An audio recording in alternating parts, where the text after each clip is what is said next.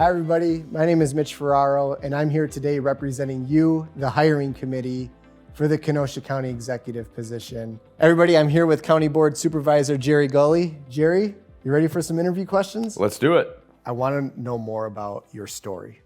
I get asked that a lot, and I typically start by saying that I was, and I think you would only say this if you were born and raised in Tennessee, but that's a phrase you use. I was born and raised in Tennessee. I attended college there and then left Tennessee to attend culinary school in New York.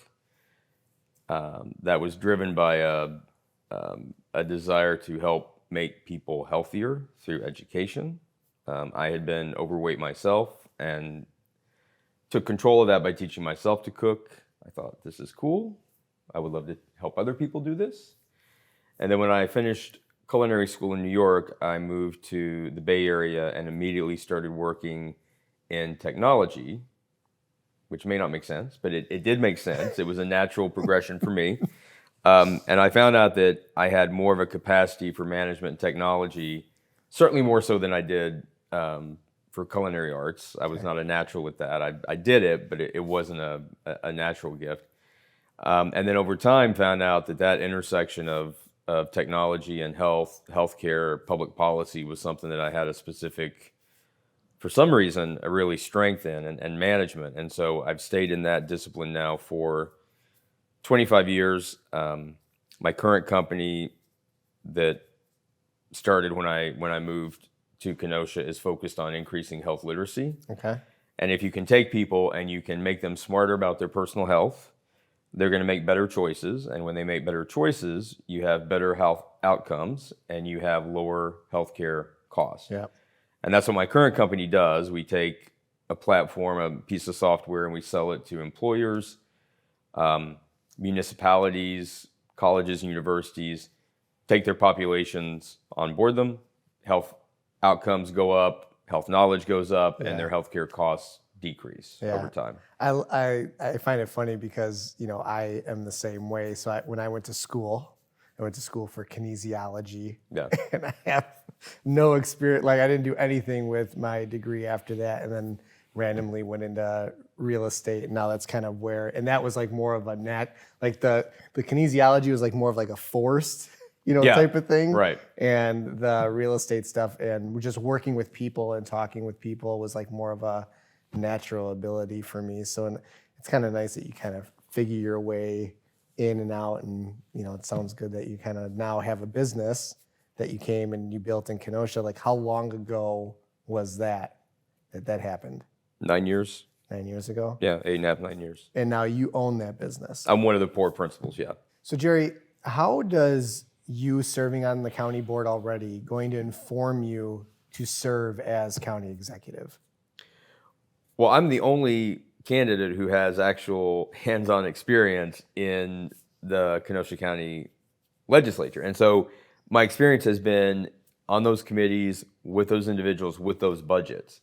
Having been on the other side of it, I also understand the gaps in the information I would like to receive. And being able to arm those committees with the right stuff from the beginning is something that only I can deliver. If this is like super loaded of a question. Love it. But why you for county executive? Why are you the best candidate? I believe, first and foremost, it's that executive aspect. And I am concerned with everything I've seen about handing this really important, critical role at such a critical time over to someone who has that skill gap. Now, I think there's a lot of other stuff that I bring that no other candidate brings, but apples to apples, it's that deficit that frightens me. We have built up, in oftentimes ways that people don't understand, like our current administration has built up the county to have the highest rating with regards to bonding, which means we get the best value for borrowing money on your behalf. Mm-hmm. We got to keep that. Yeah. We are also going to be faced with rising costs across the board. Yeah. Staffing, labor is going to cost more. Every piece of equipment, machinery, just like you feel it when you go to the store. The county does the same thing, and they're literally, there are pieces of equipment and raw resources that we can't locate right now because of supply chain issues. Sure. So those costs are going to continue to skyrocket. Yep. So putting all those things together with someone who has never been in a role of leadership where you've had to be responsible for creating jobs. I know in my job, if I'm the first one who doesn't get paid, like that's what those are decisions that you have to make sometimes. And I think those are decisions that are excellent training for this position. Yeah. So basically, you being an executive position before in your own business, do you feel like that's going to bring the best tool to this position, which is why you are the best candidate for this? And I also believe the independent thing. Yeah. I believe that matters. And I believe that when you look at the division that exists today, someone with terribly strong allegiance to either of those sides is going to start off with that adversity. Yep. And I think that's a very, very difficult thing to overcome. Yeah. And I truly believe I have the ability to work with everybody. So I think that's a really unique skill set that I bring to this. And it, as you mentioned, it is a nonpartisan race. It should be nonpartisan. Yeah, I think too, like, people inherently want to be good and want to do good. I think we have a lot of good people in Kenosha that want to be a part of something bigger and better than what we have seen the past few years. And I think just from this process that I've been in and talking with you and learning more about the election and the roles that county supervisors and executives hold within the county and some of the other parts of the government as well, it's been inspiring because I have hope. I truly do have hope because it's up to us. And I do feel like there's a lot of us that are good people that want to be involved.